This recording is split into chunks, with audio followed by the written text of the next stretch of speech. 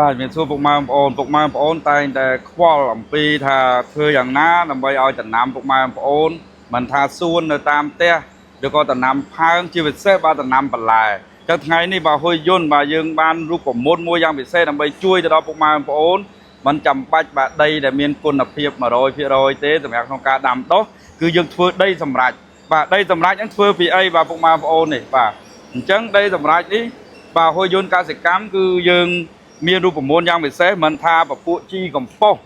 បាទជីកំប៉ុស្តដែលហ៊ុយយន្តផលិតដែលយកទៅប្រើប្រាស់នៅក្នុងវិស័យកសិកម្មដំណាំដាំដុះឈើហូបផ្លែទាំងអស់ហ្នឹងបាទជាមួយនឹងពពួកសកៃដូងបាទនេះរូបមន្តសកៃដូងពុកម៉ែបងប្អូនថាតិចថាអត់ដឹងមានសកៃដូងបាទនេះគឺសកៃដូងបាទពុកម៉ែបងប្អូនបាទនេះសកៃដូងដែលយើងយកមកលាយជាមួយនឹងបាទជីដីសម្រាប់មួយនេះចឹងមានទាំងដីបាទដែលមានគុណភាពផ្អាប់បាទដែលសម្រាប់មេរោគបានត្រឹមត្រូវជាមួយនឹងជីសកៃដូងនិងបាយអូឆាបាទគឺផេះខ្ជុងកាមហ្នឹងតែវាជាដីមួយដែលពុកម៉ែបងប្អូនអាចយកទៅដាំដុះបានភ្លាមក្រាលលើរងដំណាំពុកម៉ែបងប្អូនដាំដុះបានយ៉ាងមានប្រសិទ្ធភាពបាទរកតំណែងតំណងទិញបានជាមួយនឹងលេខដែលមានលើអេក្រង់ស្រាប់រាល់ព័ត៌មានបច្ចេកទេសបន្ថែមនិងប្រឹក្សាបច្ចេកទេសដែលឥតគិតថ្លៃ